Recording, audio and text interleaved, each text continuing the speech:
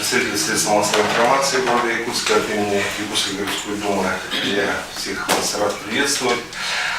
Последний раз мы с вами встречались в этом году, 13 февраля. Тогда темой нашей пресс-конференции были итоги пятой очередной сессии Якутской городской думы и планы на 2019 год. Сегодня мы с вами поговорим об итогах 2018 года и в целом об итогах деятельности Якутской городской думы с сентября прошлого года по март текущего года. Утвержденный мною отчет о деятельности Якутской городской думы за 2018 год размещен на нашем сайте. Информация общедоступна, уверен, что многие из вас уже успели с ней ознакомиться. Вкратце напомню, что 9 сентября 2018 года был избран 4-й созыв депутатского корпуса в количестве 29 депутатов. 15 депутатов были избраны по одномандатным округам, 14 депутатов по партийным спискам. Мы уже провели 5 заседаний сессии. Очередная 6-я сессия назначена на 17 апреля. Все председатели постоянной комиссии отчитались перед президиумом Якутской городской думы за 4-й квартал 2018 года и представили свой план на 2019 год. Также, согласно регламенту, депутаты Якутской городской думы в срок до 15 марта провели отчеты перед своими избирателями в выборных округах. Я, как депутат по содружному территориальному органу, отчитался перед своими избирателями 12 марта в школе номер 25. Мы не раз заявляли, что планируем вести свою работу открыто, сделать лекционные встречи с представителями средств массовой информации по итогам проведенной сессии и приглашаем вас к сотрудничеству. Именно с этой целью мы проводим сегодня данную пресс-конференцию. Хотя с момента прошлой пресс-конференции прошло не так много времени, в нашем городе успели произойти много известных вам событий. Якутской городской думой на уровне постоянной комиссии прошли обсуждение вопросов реализации мусорной реформы в нашем городе, ограничения продажи алкоголя, вопросов реализации миграционной политики, ну и так далее. Вот об этом, обо всем и предлагаем вам сегодня поговорить. В сегодняшней пресс-конференции принимает участие председатель молодежной палаты при Якутской городской думе Иванов Василий. Мы не зря его пригласили, так как считаем, что молодежная палата обязана подключиться к решению всех злободневных вопросов, стоящих на повестке в городе. Кроме этого, у молодежной палаты есть другие общественно значимые цели и задачи. Это участие в патриотическом воспитании подрастающего поколения, трудовые десанты по оказанию помощи ветеранам и другим социально незащищенным категориям населения. Это патрулирование в составе добровольных народных дружин в неблагополучных районах нашего города и многое другое. Кстати, в этом году исполнилось 60 лет добровольным народным дружинам города Якутска. Таким образом, молодежная палата при Якутской городской думе — это самые активные помощники депутатов, которые сами, в общем, могут стать вскоре депутатами разных уровней. Мы будем устраивать работу таким образом, чтобы члены молодежной палаты могли посещать заседания постоянной комиссии, присутствовать на заседаниях сессии, в целом знакомиться, как происходит процесс депутатской деятельности. Уважаемые журналисты, если у вас есть вопросы по теме выступления, то я и мои заместители и Василий готовы на них ответить. Давайте с последних событий, все-таки это самая горячая тема, разговорите вас прошло обсуждение. Все-таки какова позиция Якутской городской думы, я имею в виду мигрантский вопрос, потому что и предыдущий созыв вроде как разработан программу. Я понял, вопрос, спасибо. Можно дополнить его просто буквально. И каким образом все-таки планируете вы как-то заниматься вопросом продовольственной безопасности Якутской? Вот эти несколько дней показали, что вы имели из ассортимента овощи, фрукты, вот когда не работают этих товарищей. То есть мы полностью зависим в этом сегменте рынка, получается, от приезжих. Ну, как вы знаете, основная задача городской думы и ее депутатов – это представление интересов горожан. Да?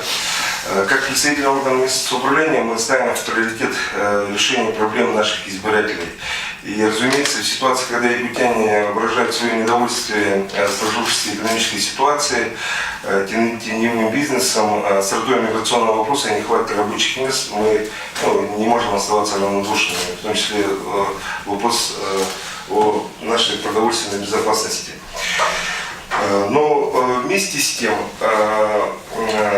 нельзя забывать, что наш с вами родной город, город Якутск, это столица многонациональной республики, находящейся в составе многонациональной страны. Принципы дружбы народов и мирного существования этнических групп – это устоявшиеся во времени и глубоко уважаемые традиции.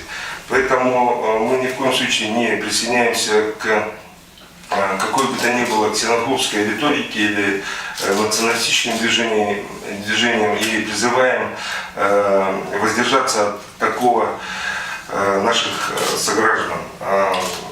Каким резонансом бы ни было происшествие, оно не должно подрывать наши многолетние устои. И тут же также хотелось бы отметить, что все преступления и все правонарушения должны караться законом во всей строгости и никак иначе. Также мы понимаем, что те мигранты, которые находятся у нас в городе, в республике, они, по сути, приехали не от хорошей жизни, да? Что касается вот отдельного этого случая, то тут я думаю, что стоит все-таки отметить, что Кыргызстан является дружественной страной нашему государству Российской Федерации. И я думаю, что здесь также не стоит забывать, что Кыргызстан – это прежде всего партнер России. В Евразийском союзе он также является партнером по договору о коллективной безопасности. И все-таки, на мой взгляд, тот экономический союз, который Кыргызстан вошел, это та основа, на которую мы должны опираться. Как я сказал, Кыргызстан является нашим политическим, экономическим, военным партнером. И думаю, что мы все вместе должны жить в мире и в спокойствии, как многие из нас говорили, что у преступлений бывает национальности. Что касается продовольственной безопасности, я бы не сказал, что мы полностью зависим от наших мигрантов, но здесь я думаю, что нам необходимо будет провести такую определенную работу с тем, чтобы и наши предприниматели подключались к этой теме, к теме продовольственного обеспечения, в особенности овощами, фруктами. Я не думаю, что здесь есть что-то такое сложное для того, чтобы могли наши предприниматели также привозить эти продукты и продавать их у нас на рынке. Поэтому, наверное, стоит где-то пересмотреть подходы к этой теме. Я думаю, что это вопрос решения. Здесь я абсолютно ничего сложного не вижу. В феврале мы очень подробно в этом же зале собирались, многие вопросы были сняты, поэтому наверняка будут о работе городской думы. Но я хотел бы сейчас немножко отвлеченно. Закончилась зимние игры «Дети Азии». Республика имеет, в принципе, неплохую спортивную базу. Те же в Нерюнгринском, в Волганском районе есть базы, где регулярно тренируется сборная России по лыжам, по биатлону. При этом, и традиционно, это белков-глаз, и лыжники, и все здесь традиционно всегда это было. Но на зимних играх мы показали очень низкий результат. Ваша оценка, почему это могло произойти? И я знаю, что у вас стоял вопрос, какую федерацию спорта возглавить? Может быть, вам оставить именно какие-нибудь зимние виды спорта? Вы знаете, что касается зимних игр, может быть, наши спортсмены, они не были так, скажем, сильно готовы в связи с тем, что в основном спортивные, скажем, тренировки проводились по летним видам спорта. У нас, наверное, может быть, ввиду климатических условий мы не можем круглый год на улице заниматься этими видами спорта, но я знаю, что у нас особенно на юге республики есть очень хорошие спортивные объекты, где можно заниматься зимними видами спорта круглогодично.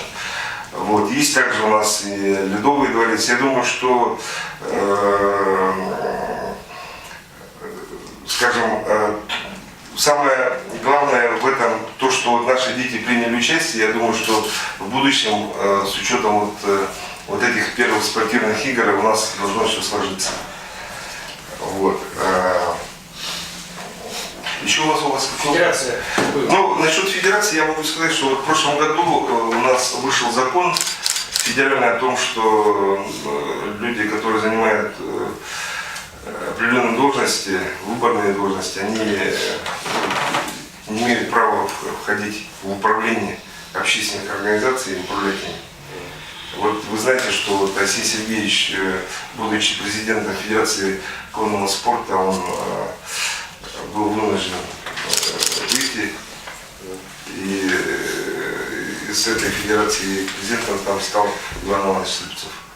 Это вот один из примеров я вам привожу. Можно вопрос задать? Какую позицию Якутская городская дума сейчас занимает в сфере ЖКХ по мусорной реформе? Столько совещаний, столько разговоров. А Якутской городской думы, я честно скажу, что-то не видел. Просьба представляться все-таки. Живунин Олег Леонидович, средства массовой информации, телепрограмма «Точка взаимодействия», интернет-ресурс, округ.тв. Но я могу сказать следующее. Значит, с первых дней, когда обозначилась эта проблема, да, и она одним из первых вышла на повестку в этом году, мы у себя ее начали обсуждать. Мы создали, значит, ну там, скажем, рабочую группу и попросили, значит, наших председателей подключиться к решению этого вопроса. Если вы не знаете, я могу вам доложить о том, что Анатолий Андреевич Каджигасов провел заседание двух постоянных комиссий, где обсуждалась эта проблема. Я думаю, он более подробно может рассказать сейчас об этом. Спасибо. Ну, прежде чем перейти к третьему вопросу, который вы задали, да, я бы хотел бы свое мнение высказать по двум первым вопросам, да, по мигрантскому вопросу. Конечно, то, что произошло, это очень плохо, но оно находится в плоскости не межнациональных отношений, а все-таки в плоскости такой уголовного вопроса, да? И показывать его, пытаться показать, что вот есть у нас в республике там какие-то националистические взгляды и так далее, это очень плохо. Вот как вы подадите, да, этот вопрос, так и пойдет. Вот, допустим, вот недавно я прочитал и увидел, значит, всем известную «Радио Свобода», где прямо говорят, какая жуть там происходит у нас в городе Якутске, там какие погромы происходят. Ну, вы все видите, да, что у нас никаких погромов нет особых. Но между тем, вот так подается по России и за рубежом. Значит, ну, соответственно, надо понимать, и откуда все это идет. И мне кажется, все-таки вы, как вот средство массовой информации, наверное, могли бы более, скажем так, правильную информацию подавать намного эффективнее, намного быстрее, нежели чем даже не заезжая сюда, в Москве, вот подают это. Значит, вчера я увидел якобы какой-то, значит,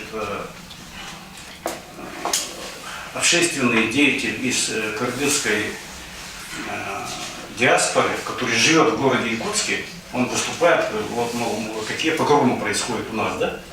А на самом деле этого человека никто и не знает.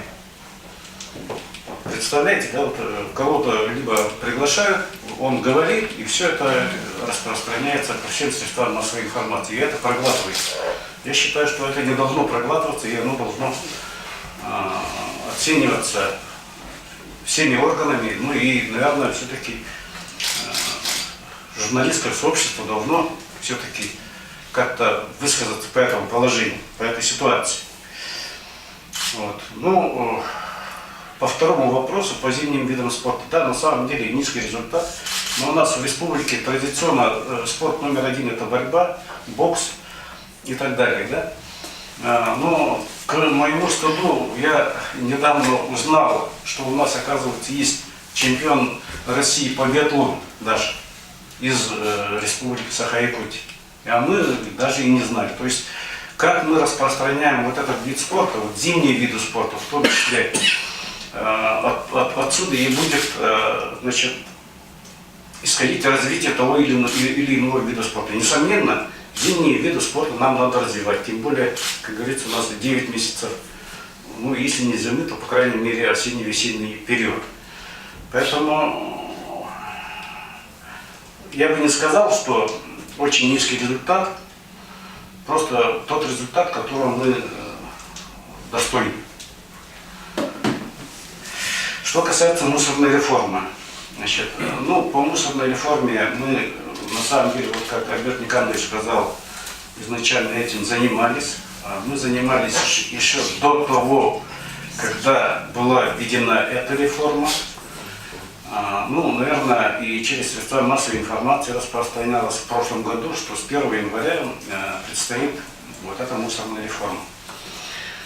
Я считаю, что на самом деле эта реформа нужна, потому что мусорный бизнес на самом деле он в большей части являлся теневым. Его надо было выводить. Другой вопрос, как оно исполняется. Во многих регионах идут какие-то непонятные турбулентные явления, повышение, где-то повышается тариф, где-то понижается. У нас принято считать, что тариф повысился в 2-3 раза. Значит, мы 2 раза собирали рабочую группу. Значит, вот последний раз, когда мы собирали, Госкомценрэг буквально разложил по всем статьям тариф, который был сформирован. Понимаете, вот тут надо понимать, увеличение тарифа, оно за собой не говорит о том, что увеличивается конечная плата. И при этом, значит, есть некоторые снижения по объему вывоза. И в итоге конечная оплата, абсолютная оплата во многом у многих предпринимателей, у многих предприятий, оно даже уменьшилось. Вот. Но есть, конечно, та категория, та часть, некоторая часть предпринимателей, где повысилось. И когда мы начали разбираться, значит, в прошлые года вот эти предприятия оплачивали только вывоз, без захоронения, без утилизации. О чем это говорит? Это говорит о том, что куда этот мусор вывозился, откуда у нас появлялись несанкционированные свалки, хотя с ними боролся весь город, вся администрация, все активисты боролись. Но тем не менее у нас вот эти несанкционированные свалки появлялись. Понятное дело, когда перевозчик получает оплату только за свои услуги и при этом не берет услуги на утилизацию и захоронение, то есть надо вывозить, покупать талон и вывозить в свалку и так далее, то отсюда и появлялись вот эти свалки. Ну, мы надеемся, что все-таки вопрос этот в конце концов разрешится. Мы понимаем, что это дорога долгая, трудная, поэтому, значит, мы порекомендовали комиссии по предпринимательству держать на контроле исполнение именно инвестиционной составляющей. И вот еще один момент повышения тарифов – это инвестиционная составляющая, это вот строительство полигона на 26-м километре. Полигон надо строить, средства откуда-то надо находить. И когда предприниматели говорят, что средства только за счет них, это неправильно. Средства в том числе и за счет населения, в том числе и за счет бюджетов равных уровней.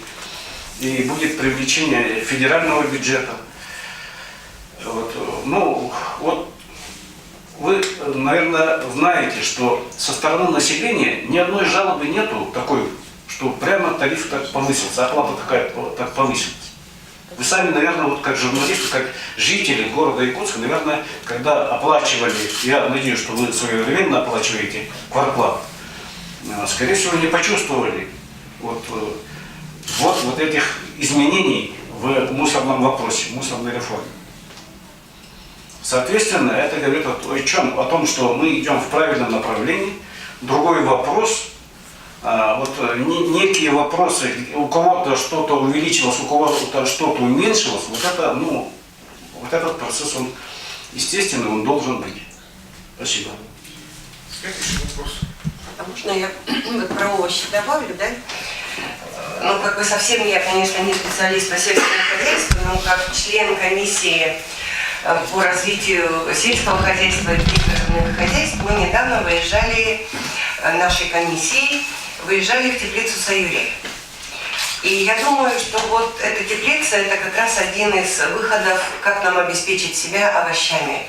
Сегодня совершенно, я думаю, правильно сказано, что мы очень зависимы от привозных овощей, фруктов, потому что живем в таком регионе, где выращивать это очень сложно, и только в летний период времени.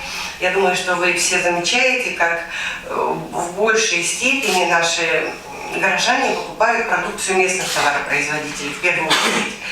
И если приходят в магазин там, или очень много таких точек на территории всего города, люди действительно стараются в первую очередь выбрать продукцию местных товаропроизводителей. Мы были в теплице Саюри, я была первый раз в этой теплице, и, честно говоря, меня очень поразили те масштабы, которые планируются у нас. Теплица Саюри, она всего три года проработала, и пробовали выращивать огурцы, помидоры, зелень. Это все было пробно, но сейчас то строительство, очень масштабное строительство, которое идет в Сырдахе, я думаю, оно поможет нам решить действительно очень много проблем. И мы сейчас только дошкольники фактически, и иногда в 2 магазинах есть продажа продукции теплицы Саюри, но в перспективе я думаю, что мы гораздо больше это будем действительно пробовать, там, может быть, постоянно есть. За 2018 год хочу несколько цифр сказать. Произведено, выращено, скажем, реализовано огурцов в объеме более 28 тонн. Это 2018 год. Сейчас строятся, по-моему, 10 теплиц. Отдельно теплицы для огурцов, отдельно теплицы для помидоров, потому что все-таки разные условия, скажем, да, разные, и освещение должно быть, и полив другой. Отдельно теплица, где будет салат выращиваться, да, зелень. И уже, например, планируется, если все это войдет, скажем так, в режим работы, а сегодня, в принципе, все к этому идет, что это все будет так, да? Уже, например, в 2020 году планируется огурцов снять более 600 тонн, а в 2025 году более 1000 тонн. То есть, скажем, рост действительно он поражает, и я думаю, что этот объем, он будет уже позволять не только детским дошкольным учреждениям. Мы в апреле месяце собираемся еще сделать один выезд в теплицу Саюри, поскольку уже хотим посмотреть, как растет салат. Они должны в ближайшее время высадить салат. И в середине апреля ожидаем прямо поле салата увидеть, скажем, уже вновь строящиеся теплицы. Я думаю, что это очень хороший вариант. И то, что обсуждений было очень много по выделению средств, инвестирования в этот проект, я думаю, что это стоит того, потому что действительно масштабы такие, что мы с вами в городе получим хороший уровень продукции местной продукции. Это огурцы, томаты, зелень. Вести путь Алексей Пахомов. В продолжении вопроса, как раз по продовольственной безопасности. Сейчас основная проблема у нас высветилась какая? У нас общины имеют множество розничных точек, киосков и так далее в городе Якутске, где граждане регулярно покупают фрукты, овощи и так далее.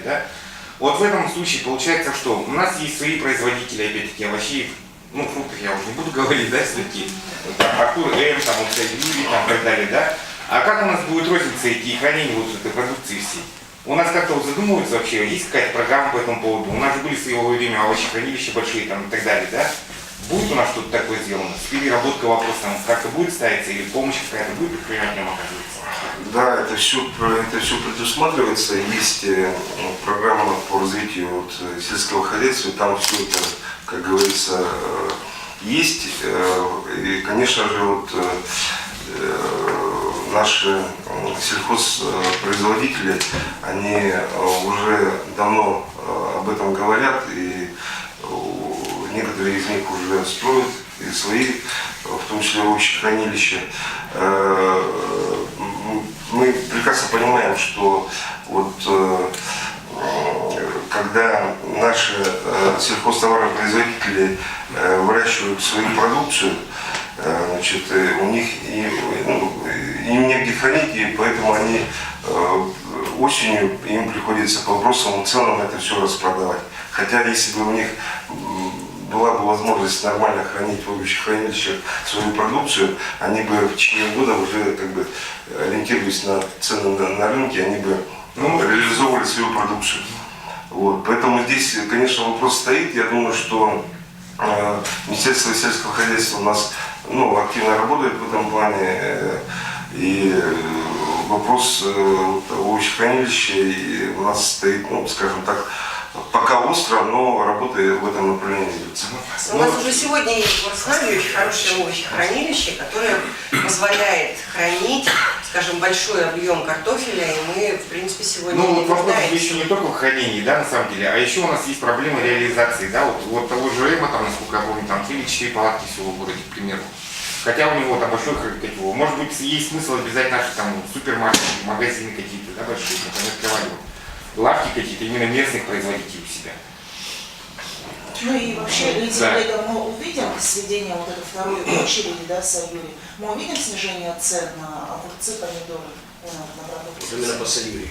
По Сайюри. Дорогая продукция. Ну, по Сайюри продукция дорогая, потому что, конечно, и себестоимость Себестоимость очень высокая. дорогая, да, она высокая. Но я думаю, что пока, скажем так, вот в этом году, наверное, вряд ли мы увидим снижение цен, потому что нужно немножко им все-таки развернуться, встать очень крепко на ноги для того, чтобы, вот, скажем, и ценовую политику отработать. Хотя цена, предполагаемая цена, она вот пока, скажем, держится, ну вот если, например, в 2018 году, планируется чуть-чуть снижение, но потом все равно немножко какой-то рост он планируется, потому что в любом случае, как бы это касается общей тенденции, наверное, роста продукции, инфляции и так далее. Но им, конечно, нужно встать на ноги для того, чтобы действительно серьезно заниматься реализацией этой продукции. По собственному опыту могу рассказать, что мы вот этим летом случайно обнаружили наших дачников с чудесными там овощами. И так. Если бы мы не зашли, они торговали там, где торгуют одеждой, тряпками. Да? Мы случайно туда зашли, на крестьянском рынке. А там, где главный проход, там, в основном азербайджанцы, там киргизов нет, там азербайджанцы торгуют. Да? У них чего только нет, там сельдерей, кинзай, да, почему мы даже не привыкшие, да? То есть богатый выбор. Но их куда-то вот наших местных производителей, их загнали туда вот к тряпкам, допустим, я же без надобности туда не пойду гулять по рядам. Оказывается, у них вообще там все есть. И цены нормальные. И мы готовы... Планируется законодательный акт Иркутской городской думы для местных производителей по уровню городского округа города Иркутска. Вот так скажи. Потому что сегодня действительно наши дачники решают много каких-то мелких вот таких проблем, не только своих семейных, но и в то же время у нас есть вот точки выходного дня, где действительно им предоставляются такие места.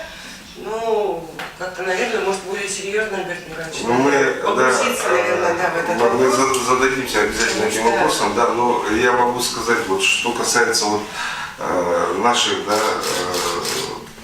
продавцов овощной продукции, там, может быть, скажем, те, кто вы привели частный пример, да, вот что на крестьянском рынке. Все дело в том, что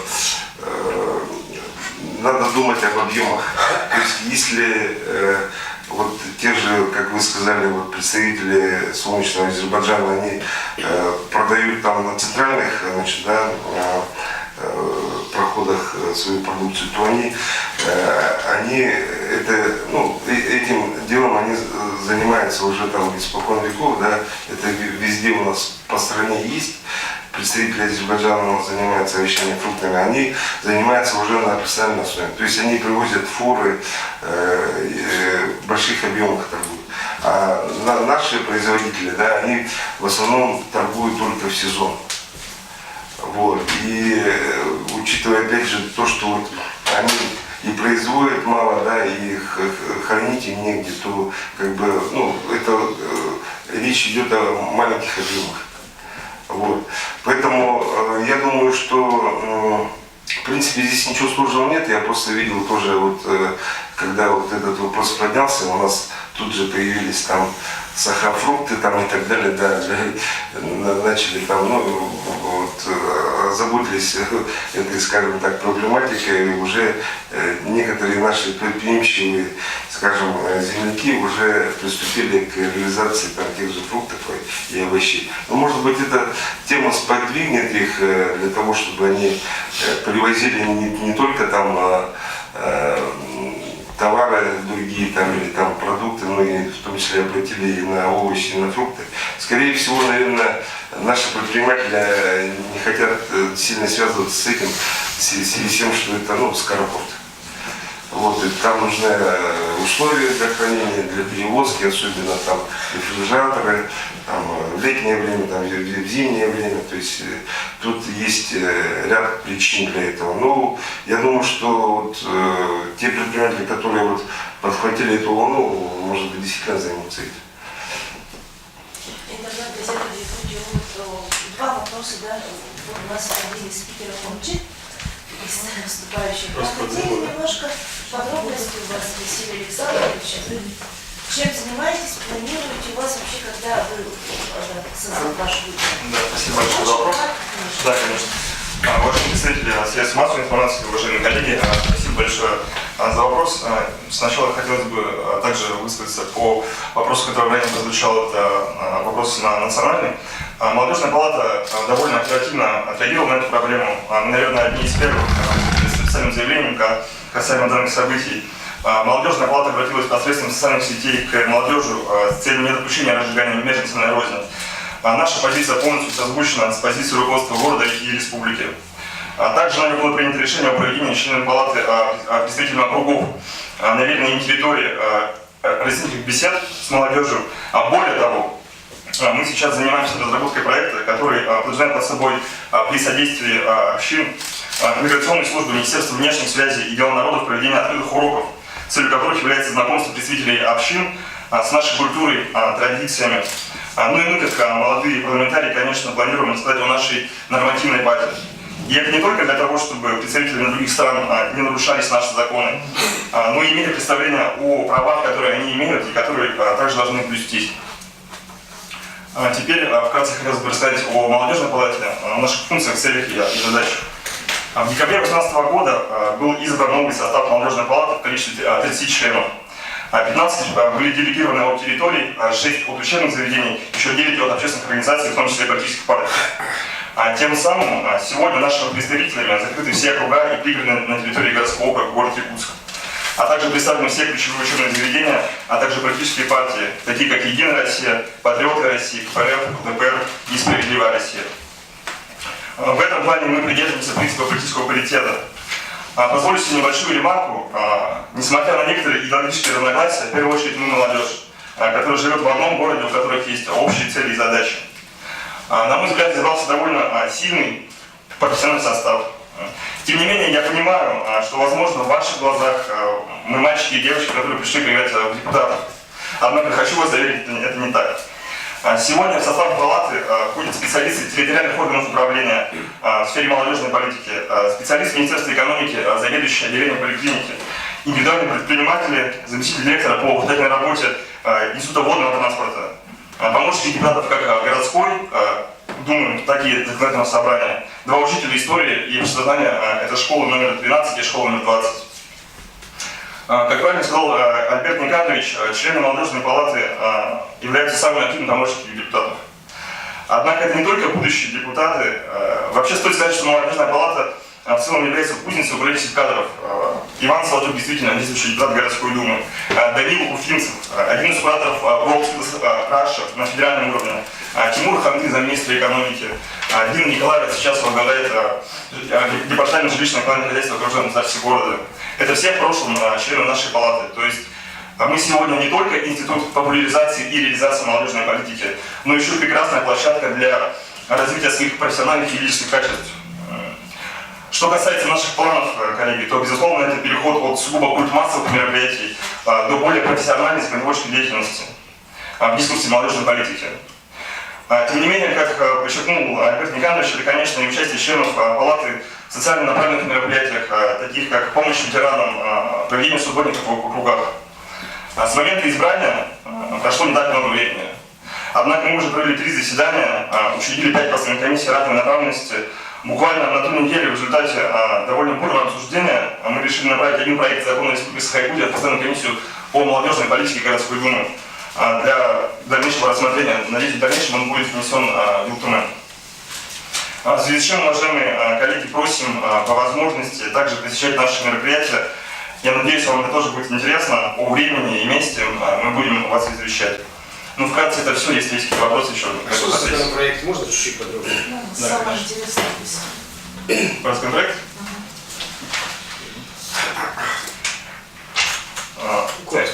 Да, это проект закона, внесенный нашим членам, соответственно, он о внесении изменений в статьи 2 и 3 закона Республики Саха-Якутия от 3 декабря 1998 года о государственной молодежной политике. Нами предлагается, у нас сейчас в нашей нормативной базе Республики Саха-Якутия до сих пор нет понятия в законах, что такое молодежное самоуправление, что такое структура молодежного самоуправления. И в соответствии с этим мы хотим это все узаконить вот как раз таки этим нормативным актом. Это будет важным шагом для укрепления позиции молодых парламентариев и молодежных органов. Коротко. Вопрос. У нас по статистике 73% безработной молодежи, да? Вот ваша молодежная палата как собирается работать? Подождите еще секунду, да? И вот у нас по поводу погромов, да, вот, которые были все-таки. Это вот вы с этой молодежью какую-то работу будете проводить, которая там участвовала в таких мероприятиях? Спасибо за этот вопрос. Начну с первого. Действительно, мы озаботились проблемой, которая была опубликована в российской газете. Ну, там действительно Павел Смелов, это директор Центра статистики и науки о данных Плеханова, да, сообщил, что уровень безработицы среди молодежи в возрасте от 20 до 24 лет составляет 73%. Действительно, мы буквально через 3 дня после выхода этой публикации пригласили директора молодежного бюджета города Якутска выступить с докладом. Он заверил, что те индикаторы, по которым проводили замеры, не соответствуют действительности, и на самом деле ситуация с безработицей, да, у нас, конечно, в республике, а именно в городе Якутска, диаметрально другая. Вот. Он нас заверил о том, что сейчас уровень реальной безработицы среди молодежи не превышает 1%, потому что, ну, если не будем учитывать неформальную занятость молодежи и действительно процесс обучения, то эта цифра, конечно, не 73% точно. Однако проблемы, я уверен, что с трудоустройством молодежи имеются, и мы приняли решение заключить в скором будущем соглашение с молодежным бюджетом с целью как раз таки того, чтобы эти вопросы закрывать. Вот. По второму вопросу с погромом, действительно, мы дали рекомендации нашим представителям от округов. Я повторюсь, у нас есть представители всех 15 округов нашего городского округа, вести беседу с молодежью нашего города, да, на веренной территории, для того, чтобы в последующем не допустить разжигания межнациональной розни. И, конечно, тем более в рамках года кадастрового естества мы собираемся проводить различные направленности на как раз таки укрепление дружеских отношений между молодежью. Позвольте все-таки по работе городской думы один вопрос для разнообразия. Да? Анатолий Андреевич, мы с вами недавно беседовали о том, что вы планировали внести проект, да, нормативного акта о повышении платы за несанкционированный слив жидких бытовых отходов, причем там многократно штрафы, да?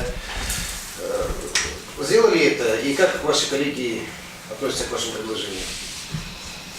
Значит, да, мы внесли в комиссии Значит, этот вопрос рассмотрен и принят единогласно с тем, чтобы мы, ну, сейчас идет процесс, значит, формулировки, ну, как бы в законное русло, правильное законное русло, чтобы его как бы одеть, да, и потом, значит, будет рассмотрен на сессии Якутской городской думы, учитывая то, что, значит, на комиссии все это прошло на ура, я надеюсь, уверен, что и сессия примет, и после сессии уйдет в этот документ. Ну, уже сейчас идет как бы работа с Илтуменом, с профильным комитетом Илтумена, то есть работа ведется.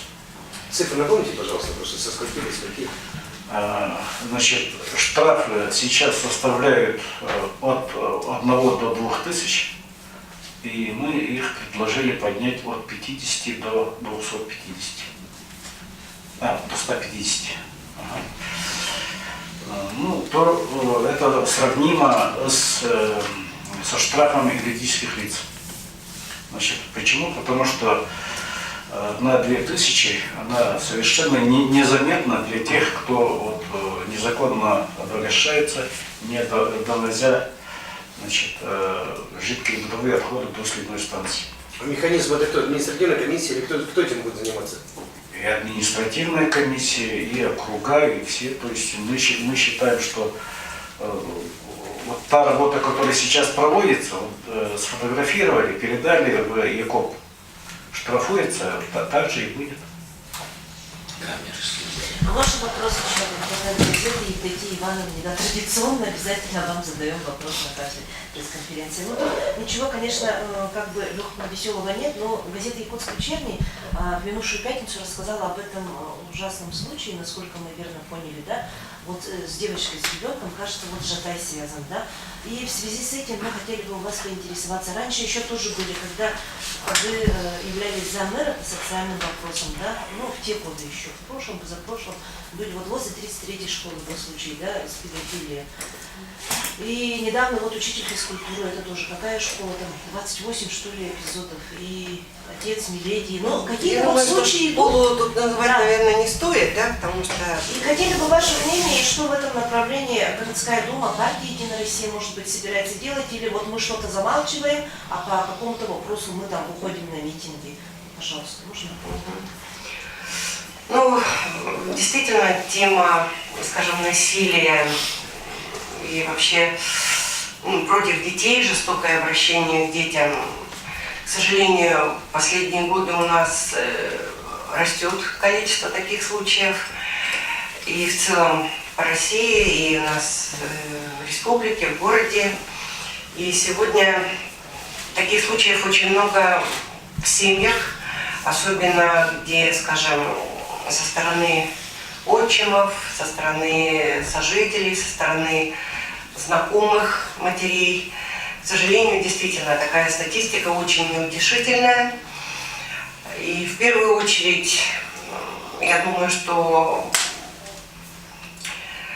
вопрос действительно, Лена, вы задали очень такой вот сложный, да, на него не ответишь там как-то очень просто, и, наверное, будет недостаточно принятия каких-то нормативно-правовых актов, чтобы вот закрыть эту тему.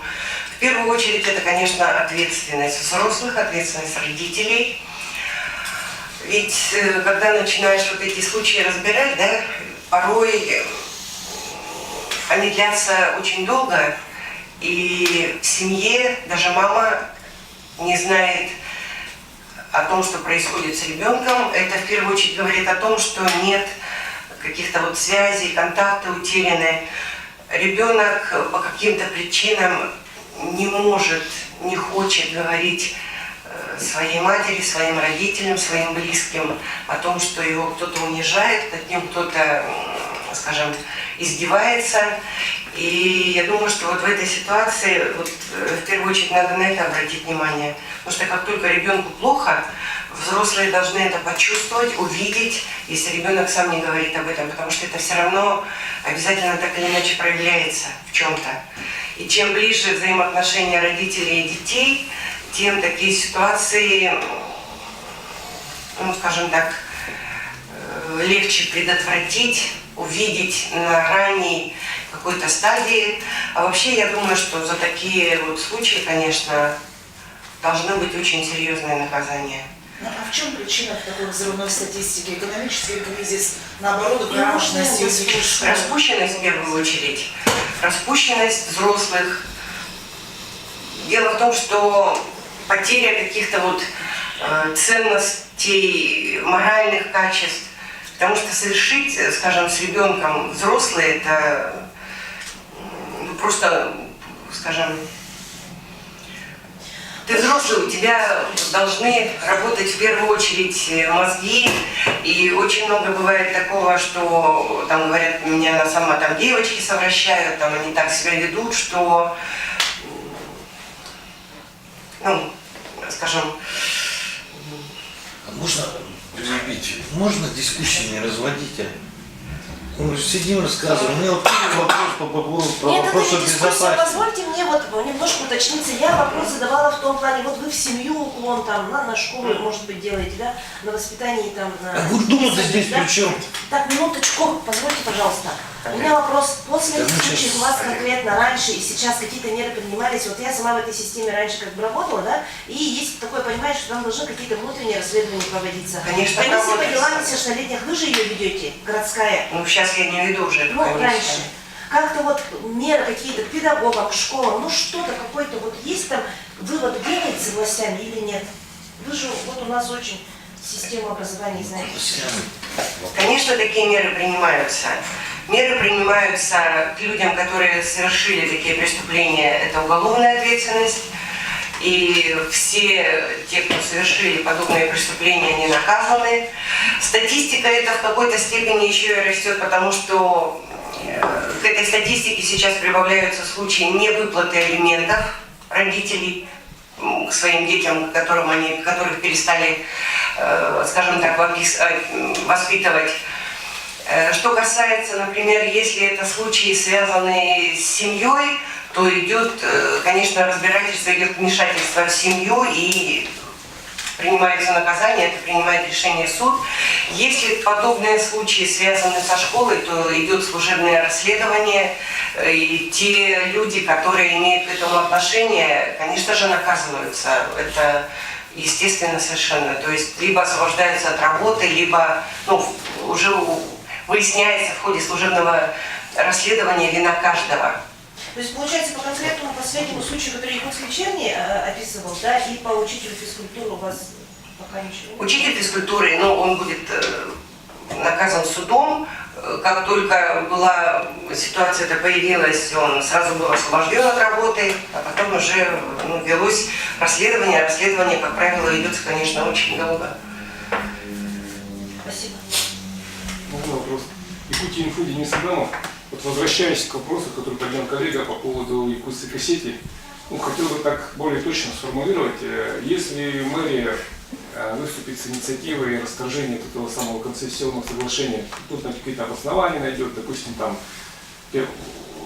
координационный совет по предпринимательству, например, свои рекомендации выскажет, мэрия прислушается и выступит с инициативой расторгнем договор, какую позицию займет Гордума? Это первый вопрос. И второй вопрос по работе вашей группы депутатской столицы. Какие успехи хотелось бы узнать именно по части защиты интересов города, по увеличению финансирования и из республиканского бюджета? Какие на сегодняшний день действия совершают, чтобы город получил больше средств именно от республики? Спасибо за вопрос, Денис. Что касается кассетей, да, но здесь я думаю, что, конечно же, это прежде всего работа исполнительных органов власти, да, нашей окружной администрации. Они в первую очередь там решают, как им работать. Но вместе с тем мы тоже подсказываем со своей стороны, советуем, как лучше выйти из данного положения. Но мне кажется, здесь причина не, допустим, там, вот как говорят в инвесторах, да, там, к примеру, вот, были предложения там расторгнуть с ними договор только из-за того, что там была привлечена эстонская финская компания. Я думаю, что мы должны, наоборот, привлекать инвесторов в нашу республику, в наш город, для того, чтобы они вкладывали свои средства. Я думаю, что тут надо, наверное, подойти немножко с другой стороны. Может быть, решить в первую очередь какие-то кадровые вопросы в руководстве Экосити. В связи с тем, что вот такая сложилась сложная обстановка. Вот. Поэтому думаю, что вот, пенять на то, что вот, там, скажем, компания, которая имеет 51%, она является не, скажем, не российской, это, ну, на мой взгляд, это неправильно. Поэтому здесь, прежде всего, надо посмотреть кадровый вопрос в руководстве Экосити. Может быть, этого будет достаточно для того, чтобы наладить там работу. Что касается нашей междепутатской ассоциации столицы, мы недавно провели заседание, где активное участие приняли депутаты Ильтумен. Мы там приняли ряд предложений относительно бюджета нашей республики, в первую очередь по выделению финансирования для строительства социальных объектов. Также мы рассмотрели текущие вопросы. Было поддержано предложение со стороны окружной администрации по финансированию того перечня, который они нам предоставили, перечня по объектам, находящимся и строящимся в нашем городе. Ну, работа в этом плане ведется, и я думаю, что при уточнении бюджета какая-то часть попадет в бюджет республики. По якутской Экосити я хотел бы дополнить, но в любом случае, как я уже ранее говорил, значит, эта реформа должна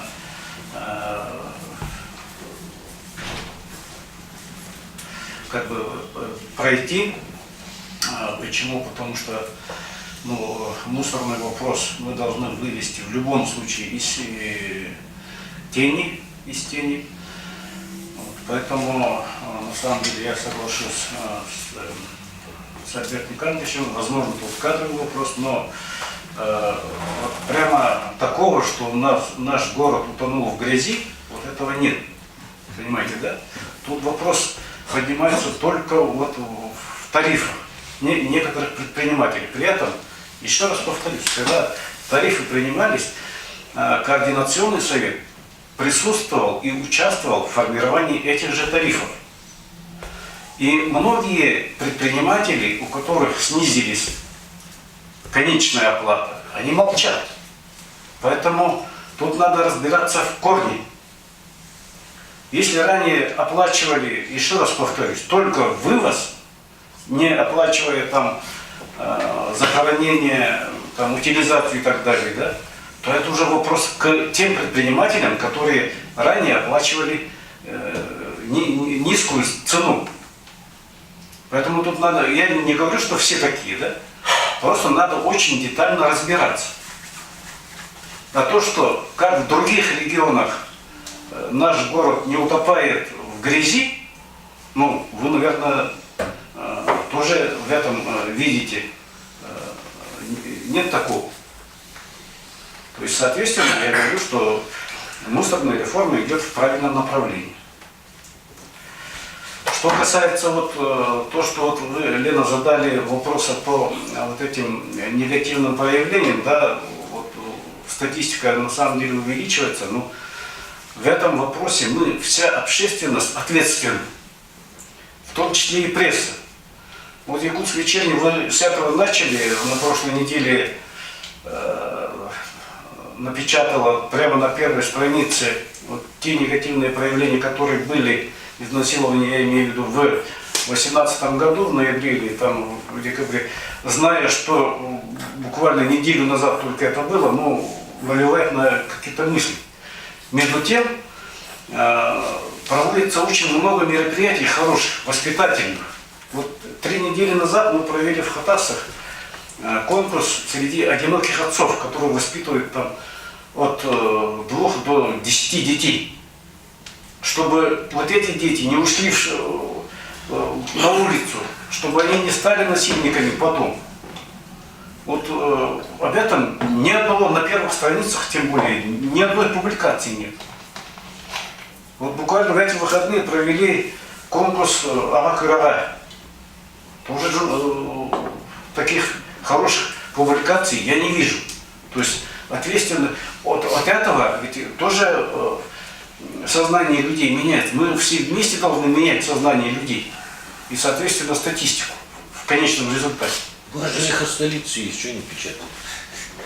Ну, даже эхо столицы не По печатают. озеленению, ну, уже весна, скоро лето, будут корректировки в бюджете? Потому что и программа озеленения же, ну, я как бы очень сильно урезал, если не сказать зарезал. И в дополнение буквально просто, чтобы 17 апреля сессии, на какие, на ваш взгляд, вопросы нам нужно обратить внимание, чтобы мимо нас не прошли? Спасибо. Но что касается вопросов сессионных, мы их еще принимаем. Поступило пока 4 вопроса, да. Вот. Ну, ожидаем, что до 29 числа, тут остается у нас 3 дня, это последний срок сдачи документов Якутскую городскую думу, сессионных вопросов. Значит, мы увидим, ну, прогнозируем, что около 17 вопросов поступит, пока поступило 4 вопроса. Это наградные, значит, положения о изменении положения о управлении культурой, значит, и также 2 вопроса поступило в комиссию по имущественным отношениям.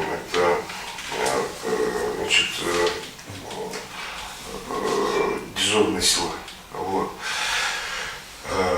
Ну и вот в течение вот этих 3 дней мы получим все остальные вопросы и готовы будем уже ответить на ваши вопросы, какие будут вопросы обсуждаться. А что касается озеленения, я думаю, что, конечно, в этом году будет сокращение, но я думаю, что работу эту надо продолжать. Почему? Потому что вы прекрасно знаете, что наш город Якутск самый такой неозелененный город, можно сказать, уже на Дальнем Востоке, если не по всей России. Вот сейчас у нас была принята программа, продолжение программы, да, переселения из ветхого и аварийного жилья. Недавно мы встречались с министром строительства Якутии, да, и с удивлением узнали такую вещь, что у нас то ли 10%, то ли порядка 10 домов всего на 17-м квартале признаны аварийными. То есть получается, да, это вот у нас самый жуткий квартал, где вот у нас люди живут там в таких условиях, что там, ну, как я не знаю, где жить так можно, да, он оказался, по сути, несносимый. Вот. Какие-то действия Гордума будет принимать в этом плане, да, потому что это жилье же все-таки, ну, если не аварийным, то ветхим-то его признать наверняка можно все-таки. Вот. И тут же возникает вопрос, опять-таки, по застройке. Там, если они по срокам, опять-таки, там что-то у вас не будет принято, по срокам признания этих домов аварийными, у нас опять будет там точечно застройка идти, а не вот так вот, что можно было по квартально застройку вести какую-то. Ну, я могу вам ответить так, да, значит, в настоящее время 344 дома являются аварийным на территории города Якутска общей площадью 154 тысячи квадратных метров. Они были признаны аварийными после 1 января 2012 года. Значит, что касается ввода в жилья, да, в 2019 году план стоит ввода около 300 тысяч квадратных метров. Что касается 17-го квартала, значит, ну, вы все прекрасно знаете историю с нашим китайским инвестором, который обещал вложиться, так и не вложился, к сожалению.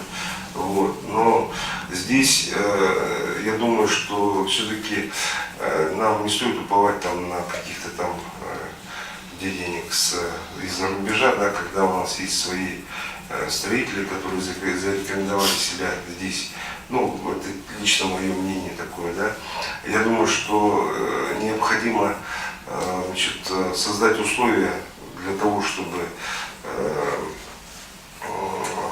наш местный инвестор, застройщик зашел на эти квартала, чтобы ему было выгодно там строить. Я имею в виду, чтобы мы там создали какую-то инфраструктуру со своей стороны, со стороны города, создали должную инженерную инфраструктуру, подвести сети, да, начиная от электрических, заканчивая там канализацией, водой, да, для того, чтобы ему было, ну, скажем, не то что выгодно, да, а то, чтобы хотя бы там какая-то у него была там лента, да, чтобы маленькая выгода для того, чтобы он начал застройку. Поэтому здесь, я думаю, что ну, как бы, практика показывает, что у нас есть застройщики такие имеются, которые вот, последние годы вот, хорошо строят. Я думаю, что если мы создадим нормальные конкурсные условия для того, чтобы выиграла нормальная фирма, я думаю, что с этим делом можно покончить раз и навсегда. Действительно, эта проблема очень такая важная для нас. Мы знаем, что вот люди действительно живут в ужасных условиях. Эту проблему необходимо решать, я согласен с вами. Еще вопрос тогда, да, по этому же поводу. Малоэтажное строительство. У нас вот где-то планируется все-таки кварталы в городе, да, или за пределами города. Вот тоже в рамках этой программы переселения будет такое у нас где-то? Ну, переселение будет производиться по федеральному закону. Там есть четкие рамки, там либо оккупация, либо там квадрат на квадрат. Вот. А что касается малоэтажной застройки, ну, в принципе, у нас есть в южном направлении, скажем, есть достаточно много места для того, чтобы там развивать это малоэтажное строительство, как во всем, скажем так, цивилизованном мире, где вот люди живут в малоэтажных домах. Южное направление это куда? Южное у нас это в сторону Табаги, раз, да, северное это в Кавказ, соответственно. А к этому вопросу можно спросить? Принят приказ номер 5 ПН, подписанным первым заместителем о переселении домов. В первом этапе 46 домов, дальше идет, не учтены, правда, погорельцы, видимо. Вопрос такой, Госдума этот приказ видела, согласовывался ли вообще вот... А кем приказ подписан? Владимиром Юрьевичем Федоровым от 1 марта в связи с тем, что было заседание в правительстве, где я вел прямую трансляцию. Там задали вопрос, почему Владимира Юрьевича нет и почему нет у нас этого плана. Они его сдали. И я вот интересуюсь, просто была публикация в Вести, кажется. И там четко этот приказ высветился. Мне интересует, с вами согласовывали вы все эти действия? Ну, согласно уставу города и регламента Якутской городской думы, у нас нет таких полномочий, и у них нет таких, скажем, внутреннего должностных распорядков. Так это же ваши избиратели, вы что? Ну, понятно, но есть федеральный закон, мы по нему работаем. Есть республиканский закон, есть, в конце концов, устав города, где четко распределены задачи исполнительной ветви власти и представительной ветви власти. Ну, хотя бы там такого у нас нет, чтобы там первый заместитель мэра согласовывал свой приказ. То есть у каждого своя работа. Поэтому мы не лезем в их компетенцию, они не лезут в нашу. Тогда такой вопрос. Была акция «Путь к дому». Городская дума инициировала на одном из созывов строительство метроизвителя. Вы в курсе, что на путь к дому 5 сифилисных, 12 туберкулезников, 8 сифилисных, 5 ВИЧ-инфицированных, и это только наши нищие, бездомные. Будет ли в этом направлении безопасность города что-то делаться? Но, к сожалению, вот опять же, вернемся к федеральному закону. И был приказ МВД России, где в свое время отменили метод отрезвителей. Да? Но вместе с тем мы понимаем, что они крайне необходимы. Я вас поправлю.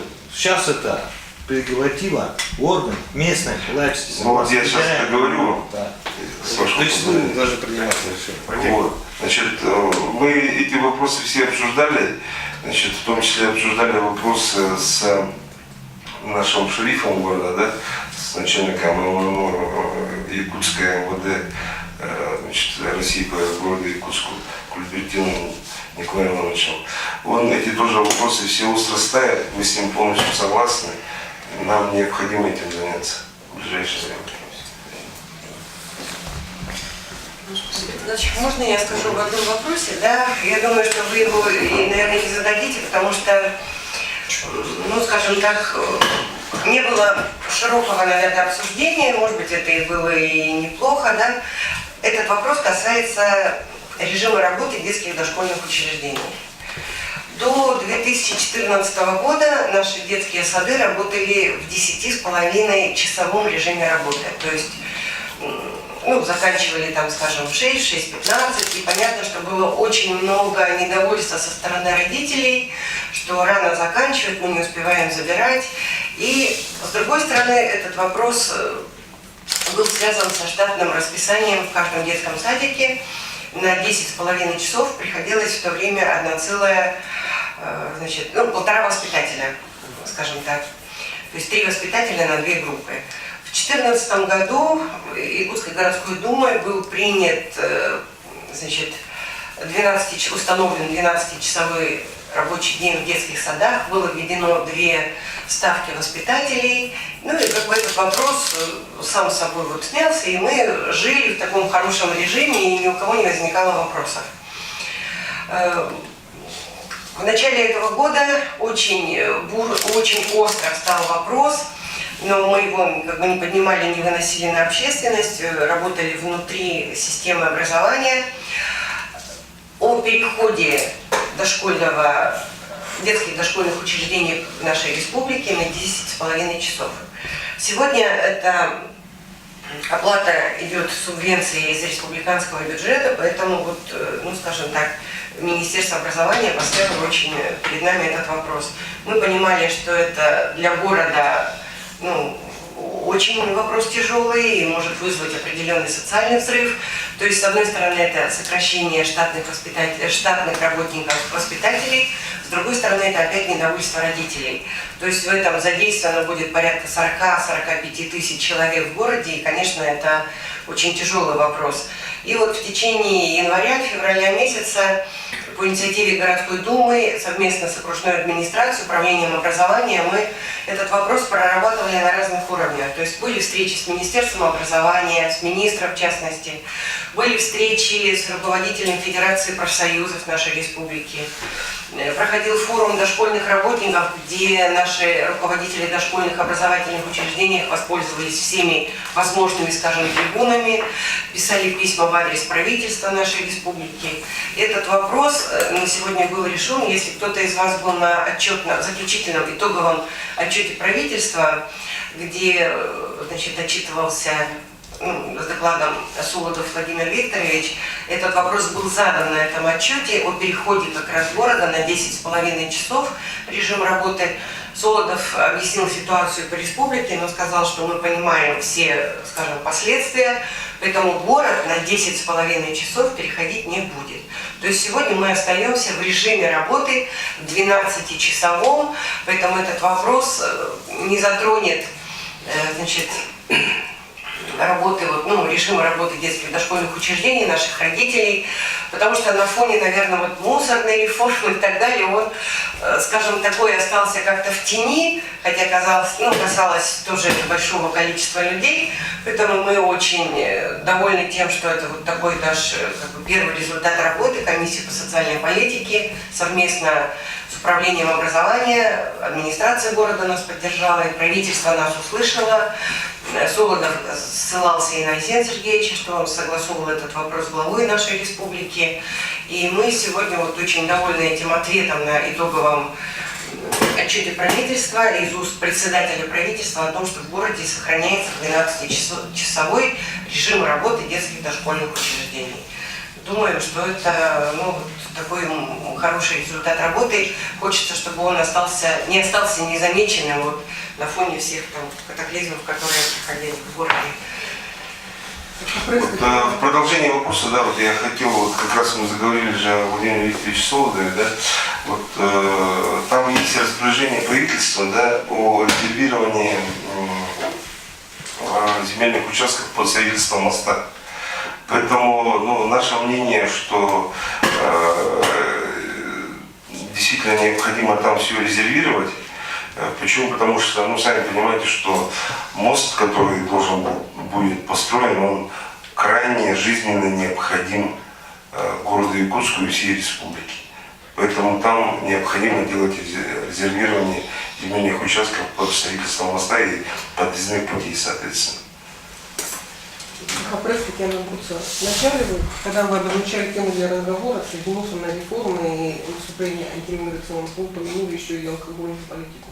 Что вы хотели сообщить на эту тему? Ну, вы знаете, что вы не пришли предложение одного из депутатов, который предлагал, значит, увеличить время продажи алкоголя и увеличить места продажи алкоголя на первых этажах. Значит, этот вопрос не прошел, но мы также считаем, что время, которое отведено для реализации алкогольной продукции, оно в принципе достаточно. Мы знаем, есть регионы, где алкоголь продают вообще там 2 часа в день, да, с 8 до 10 утра, это в городе Грозном, ну, для примера говорю, да. Вот, поэтому я думаю, что по времени реализации, я думаю, что все-таки стоит оставить. Вот.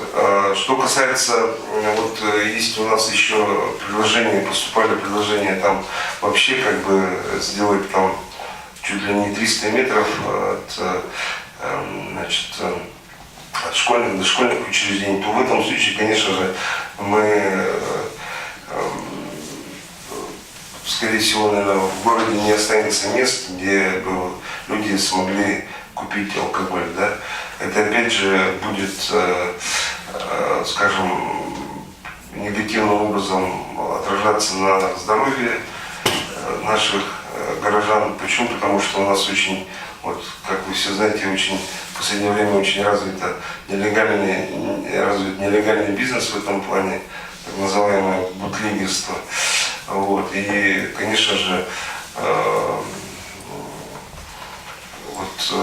та незаконная продажа, она подразумевает продажу каких-то, ну, скажем, контрафактных изделий, от которых могут пострадать наши горожане. Поэтому я думаю, что все-таки такой большой необходимости там в 300 метрах, я думаю, тоже нет. Пускай произведение. Надо вопросы задавать, как бы это. Давайте сейчас зададим вопрос и вставляемся, да? Сергей, ты хотел что-то спросить? Ты меня то дергаешь, что я больше всех вопросов задал. Никто не хочет взять, да? Да нет, в общем-то, я... Вопросов нет. Вопросов нет. Хорошо, если у матросов нет вопросов, то